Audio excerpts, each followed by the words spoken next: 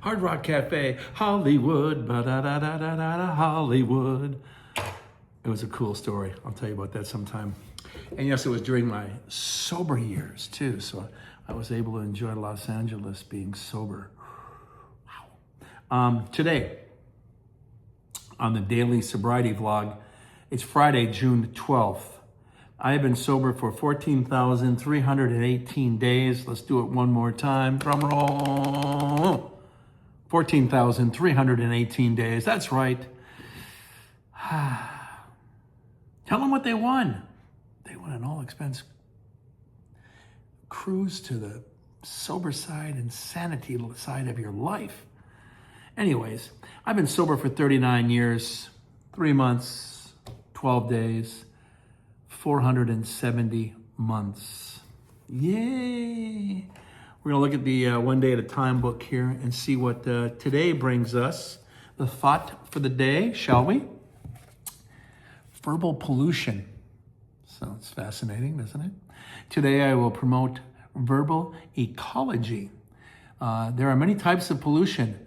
The least known form is verbal pollution. Today, I think before I talk. I use words to establish links and do not fill empty spaces with blah, blah, blah and verbal diarrhea. How about that? Sometimes we just talk to fill up space. There's a song by Pink Floyd called Empty Spaces too, and that's what it deals with too. Empty spaces in your life, empty spaces in your sobriety, empty spaces even in your non-sober life. Just empty spaces because, well, sometimes we are trying to clumsily reach out to someone. Oftentimes we're trying to cover up, misdirect so you don't realize how deep in the crap I am, and I try to distract you like a politician would.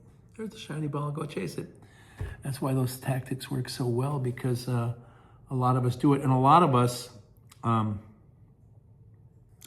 what they do is what a manipulating person would do would be to weaponize your empathy for another person. You're too polite to say, hey man, you're full of shit. You're not gonna do that. So they're gonna really fill you full of shit. And you're just gonna have to say, oh, okay, well, they're saying it, it must be true. Or they're just filling up empty spaces. Some people fill it up with lies just to distract you, you know? Cheers. It does happen.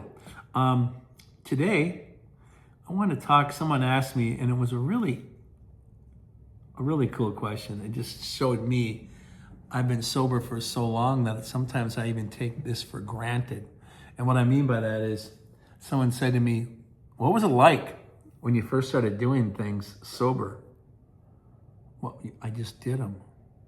No, but you were sober for the first time. Did it ever occur to you? And I was like, it did. But now I don't think that way. And now that you mention it, I have to hit the rewind button and go back quite a bit to figure out, Basil going crazy back here, figure out what that person was asking. Because the first 5 years of your sobriety, I tell everyone, it's terrifying. Not every day, it gets better towards the end. First, the beginning, it's terrifying. You have no idea what you're doing. This is all new, it's all scary. And you are doing stuff for the first time. You're driving your car for the first time sober in a long time. What? Not high. You're going to work not high. You're talking with your boyfriend, your girlfriend in your relationship with family members or loved ones or people that you're intimate with. You're actually having to open up to them because you don't have the mask of you don't care because I just took a good bump and hey babe, I'm just gonna have a good time, you know what I'm saying? You're actually exposed to them, and then your fear of rejection is real high. So the first 5 years, yeah, everything you do can be just like, oh man, I'm having breakfast for the first time, woke up sober, I'm having coffee. And not because I'm hungover and I'm trying to fix what I did to myself last night. This morning, I can barely choke down breakfast. It might just come up. Cheers. And I forgot about those days. I would have to say the first 5 years, yeah, I did think of everything I did new again seemed new because I was sober. Then I think around 7 years to 10 years, I didn't even think of it anymore, which just things I did. It's just what I did. It slowly just became what I do. And that never even occurred to me. So it was easier for me to move forward being sober. Now, two things I did, because I told you before, like when I got out of treatment and my probation officer said, hey, winter's coming and you got a roofing job. Yeah, I know. I just got laid off. Winter's here, fall is here. What are you gonna do? Oh, I'll find another job. Well, you better find one right away because we don't have a job within the end of the month. Yeah? You're going to jail. What? And then we're gonna give you the year and a half that we stayed for your treatment and give you that year for breaking it. I haven't failed a drug test, but you're breaking your probation. That's the same thing. No, it's not. So I ended up getting a job as a bartender. Didn't tell my probation officer for like the first month. And then when she asked, she blew her top. And I have to admit, that's not the way to go about doing it, but I had to keep myself out of jail. I already knew how to work in a restaurant. Go do it. I didn't get a cook job, so I got a bartending job. Now, pouring drinks in a bar and being in a bar sober for the first time, that was strange. And being behind the bar as a bartender, not sitting at the bar, that was also a little strange. 'Cause I used to do that high too, or half drunk. And oftentimes when you're bartending, someone, hey, let me buy you one. Oh, sure. So sometimes the bartender throws back a couple too when the boss ain't looking, right? But I would just say to them, I can't. Because if the boss knows you bought me a drink, he's gonna think I'm pouring you free ones. I'll lose my job over that. Can't do it. Which was a lie. My boss didn't care, but I wasn't gonna tell him I'm sober. It's kind of like going to your drug dealer. Hey, how's this cocaine? I don't know. I hear it's good. Well, I just buy it and sell it. Is it better than the other stuff? I don't know. I don't even do drugs. Why am I buying drugs from you? You gotta. Yeah, it's pretty good stuff, man. Here, get a little bump, and you can try it out. See, you're gonna like it. Keep coming back for more. That way, I can cut it with some baby powder and maybe some Drano, and mix it up real good, and I can make that stuff last a little bit longer. And that's how you can tell back in the '70s and the early '80s when that was going on. If you snorted and it didn't feel anything, well, baby powders and too much baby powders in it. If it burned, Drano. So that's the way that is. But anyways, let me pause just for a second.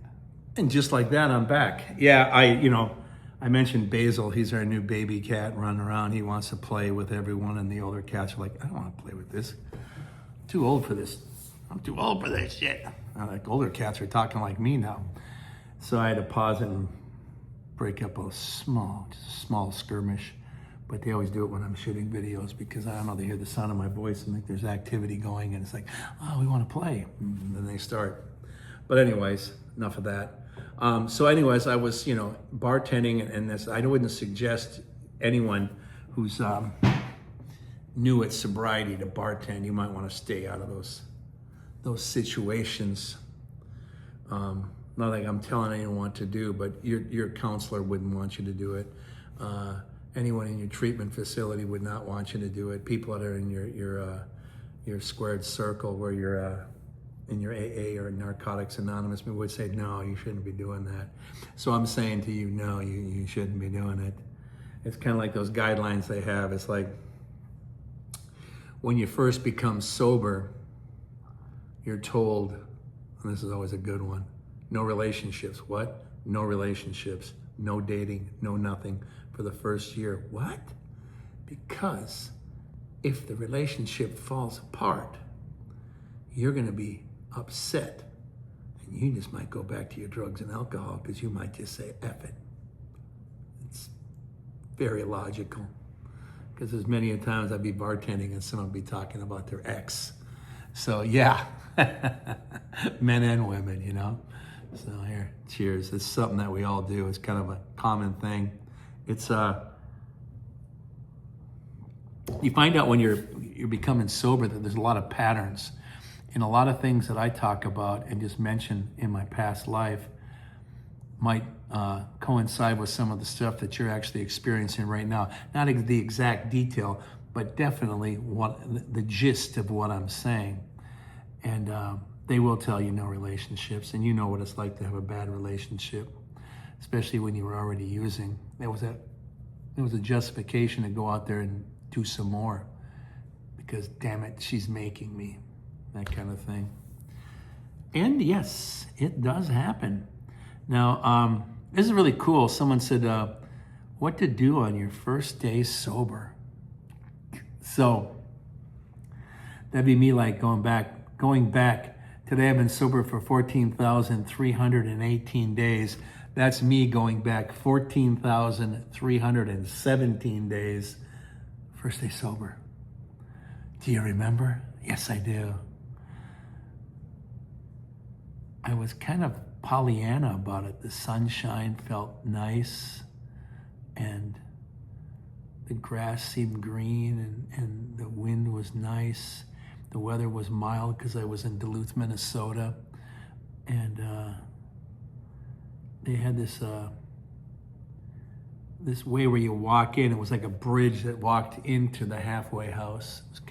I always said, why don't they just fill it with water and alligators and finish off the moat? But that was your only way in and out, unless you jumped out a window, and that would be like 3 stories down because Duluth is on a hill. So when you came in this way, it slopes down severely. You're probably not going to make the jump. You'll end up like Lee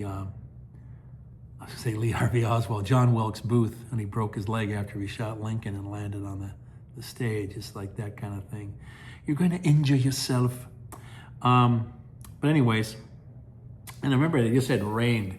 And I notice that even when I'm down here in my sober Pollyanna moods, sometimes I'm like, oh, it just rained, and the green on the leaves are just popping, and the grass, literally down here in Texas, when it rains and then the clouds disperse and the sun comes back up, it does get humid. You can see the streets look like a wok sizzling. I say, look at that. It's like the dance of the ghosts on the street. It's like a dancing mirage. But your grass in your yard is growing as well. You could come home and your grass would be that much taller. You're like, damn, grass just shot up with the sun and the water.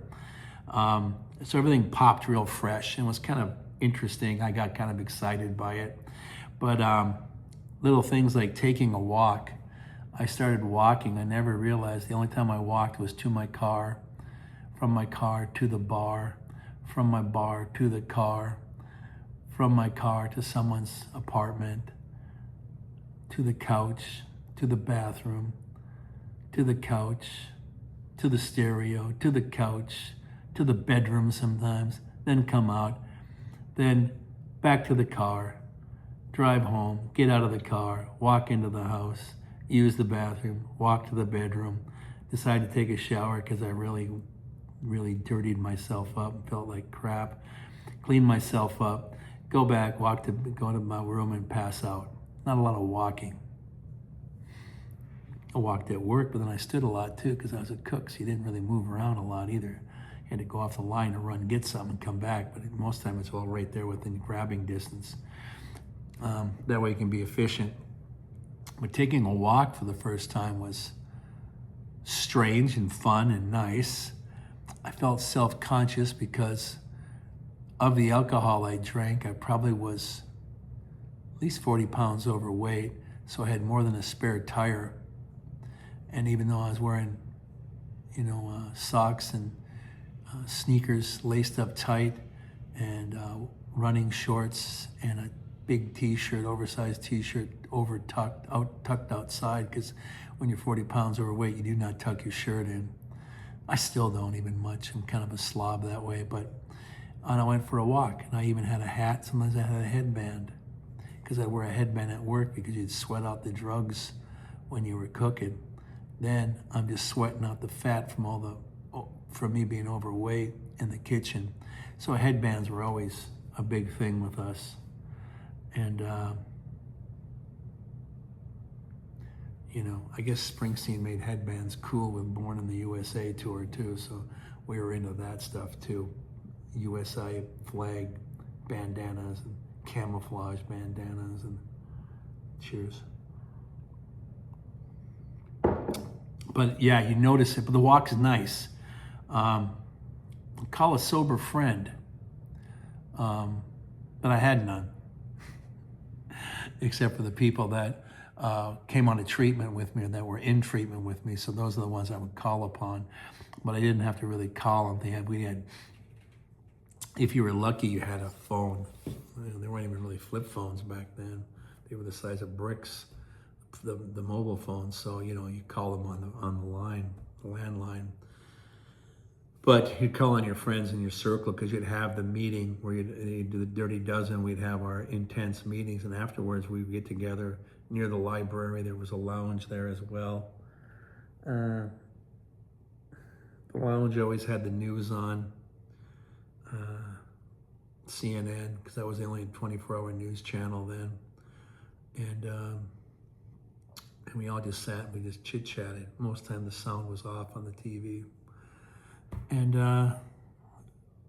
you call upon your friends, and sometimes when you first being sober and locked up, you don't know what to talk about. So you talk about, man, this party we were at, and that kind of stuff. And the counselor would always hear that, and he'd come in and go, hey. We don't need any war stories. That's what they would call them, is war stories. And it's like, learn to talk about other things. You're just sitting there bragging like guys that talk about the fish they caught is suddenly this big, you know. And he was right. That's what we were doing. And so we had to try to interact with each other, even though we were all in the same boat and we knew what we were all going through. We all knew what bullshit was too, because we were all slinging it. And slowly that BS got out of the room, and then we get to serious matters. Cooking a healthy meal, eating healthy in itself is a change of pace as well. Later on, before the pandemic, I became a vegan, but now I do eat cheese, not very much, and I will eat eggs, but no meat. So that's how I do it. On Wednesday, I like to go to Burger King for the Impossible Whopper, because they have a half-price Whopper, either Whopper or Impossible. I get the half-price Whopper, Impossible Whopper. I love it. Eat a lot of salads now, rice. I even like, if I want something sweet, I even have like cereal. But I put it in a little bowl and I eat it with my fingers. I don't even eat it with a spoon. So I eat little at a time, and there's no milk. You know, it's strange. It's like, even like when I eat chips, even though a vegan and a vegetarian can eat chips, but you can eat too many chips. So Kim's got me putting it in a little bowl. Well, I can try to brim it, but you only can fill the bowl. And when you finish eating it, you get up and you wash your bowl, and you take a moment, eat it slow. You're not digging in that bag anymore, because I don't know about you, but like when I would do it, get a bag of chips and I just keep eating them, mindlessly watching TV or watching a football game, whatever. And then you get right to the bottom where it's just like a handful of crumbs. You go, oh, okay, I'll save that for another time. Yeah, I make the 2 servings out of it, when the bag even says there's like 10 or 12. So yeah, and that's what they're talking about, is these little servings. But you know, sometimes we ignore that stuff. Just like, you ever notice that only airlines read the side of a 12-ounce soda can? Because the soda can says 2 servings. What? They make it 2 servings because that way it sounds like half the calories you're consuming when you're not, because you're drinking the whole can. It's a Jedi mind trick. Like, that way you'll still drink it, but you won't feel like you're going to get too fat because you're getting too much sugar. They're basically lying to you. But an airline go, hold on. Can I have the other serving? Oh, of course, sir. As long as you ask, they'll give it to you. Otherwise, they don't. They walk away. They're the ones reading it. But yeah, eating healthy it's really important. Um, Even just pausing for a few deep breaths. And I do that a lot. And I do that more because my wife said to me, she said, just breathe in through your nose. Just nice and steady and slow. Fill up your chest. Hold it. Now breathe out through your diaphragm. Slowly. Through your mouth. In through the nose.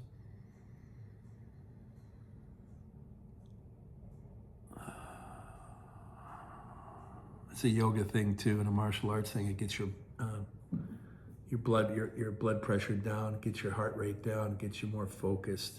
If you're frightened, upset, or scared, it's your blood pressure and your heart rate's elevated. This gets you down so you can focus and think, and get you a little more clear-headed before you get into a match to fight, or before you get into your next pose. But it's also important when you're really nervous and you're anxious and you're frightened because your first time being sober. So that's it's actually a good thing to do. It's actually, when I reflect on that, it's helped me out a lot. Even like I told you about the recent accident, with 2 accidents, I got hit twice. And the PTSD I'm suffering, sometimes when I feel a little anxious, I am doing that breathing exercise. And it does help. And it helps me stay focused and keeps me calm. And then I refocus on what's in front of me. What am I actually doing? Oh, okay. And I'm able to be a little more successful and a little more diligent with my chores or whatever I'm trying to accomplish. Cheers. And it's very important that, even if you're feeling anxious, you want to tell someone that too. You're feeling a little anxious, feeling a little upset. You want to explain, try to figure out why you feel that way. Because there's a reason. It's not because it's raining out. There's something inside where the rain is, and the thunder and the lightning and the earthquakes and the tornadoes and the hurricanes. And every day we have emotions that are going to elevate us and get us a little bit worked up and get us a little bit wild, get a little bit crazy. Just like my cats suddenly get the zoomies, but you're feeling it inside. But I never thought of it like the person asked me in an email about what's it like when you're first sober, and it's like, wow, that's been a while, really has. And it's good, even for me, 39 years, to look back at that, because it shows me how far I've come. And it reminds me all the blood, sweat, and tears it took for me to get there. It's not an easy walk. Life is not an easy walk. And sometimes we have some really, I think sometimes unnecessary challenges. I got a friend of mine who's like, no, it's God's way and he wants you to, okay. We'll argue about that later, but hell, it's like, really? Not today, right? No, today? Okay, good. But I do meet it head on and try to make sure I take care of it. And especially if I'm the one responsible for it, yeah, then I'm gonna definitely take care of it, because not a good thing to be doing that. But recapping, today's Friday, June 12th. I've been sober for 14,318 days. 39 years, 3 months, 12 days, 477 months. Just absolutely fantastic. It really is. I feel good about that. I really do. I'm not giddy right now. I'm just feeling good about it. I feel it's a proud accomplishment, and I'm looking forward to racking up another day come tomorrow and see what comes with it, because there should be some delights, and there probably should be some challenges as well. And tomorrow's Saturday, so it's the weekend. Let's see what's going to happen. Thank you for coming along, joining us, definitely. I hope your sobriety is marching right along, and I hope if it's your first day or you're very new to it, you can appreciate what it was like your first day. But then, if you've been sober for 6 months, you're feeling a little more secure. You're not ready to dance. You're not ready to dance with the goddamn devil yet, but you're feeling better. But then you can look back at your first couple of days and go, I made some movement. I'm really excited about this. And you might tell someone who's not in the program, they just go, what, 6 months? Big deal. That's all I ever got. Hopefully you got someone who's encouraging you. The hardest thing for me was I absolutely positively had no encouragement at first with my family whatsoever, because all of them just looked at me like I was just a goddamn piece of shit. It's a hard thing to come out of, you know? And we're gonna get people that are gonna think of us like that even years later. But it's pretty hard when everybody thinks that way. And if they don't say anything, it's like the Rush song, you know? You have to make a choice. If you decide not to choose, you still have made a choice. If you don't say anything, you made a choice. You made a choice. It's just like voting yes or no. I'm not gonna vote. Well, the person that you actually hate is probably gonna love that, because you're not gonna vote against them. You actually help them out. So yeah, you should vote. Everyone should vote. Everyone should make sure you don't sit on the sidelines quietly, especially when it comes to sobriety, especially your sobriety or somebody else's sobriety who you're encouraging. And speaking of encouragement, like and subscribe, comment with some people. If you've been sober for 10 years and you see someone who's sober for 10 months, go, hey, how are ya? I see ya. Congratulations on 10 months. Awesome. And they're gonna ask, oh, how long, you've been 10 years? And they're gonna have questions, and then you can answer some of these questions. And suddenly the student becomes the teacher. It's easy. Experience, experience, experience. We read stuff in books and stuff that help us stay focused, but it's experience it's what it's all about. And the way you can share it with people. Like I had an aunt who's born again, like, I should be doing these programs. I've never did drugs and alcohol in my whole life. Well, Auntie, you're the last fucking person anyone wants to talk to, sorry. That people want to talk to a fool like me who crashed in the ditch, made an absolute ass out of himself, crawled out of the wreckage, and is now walking among the straight people. I'm like, you used to be this guy? And you're not anymore? Can I talk to you? Yeah, always paying it forward.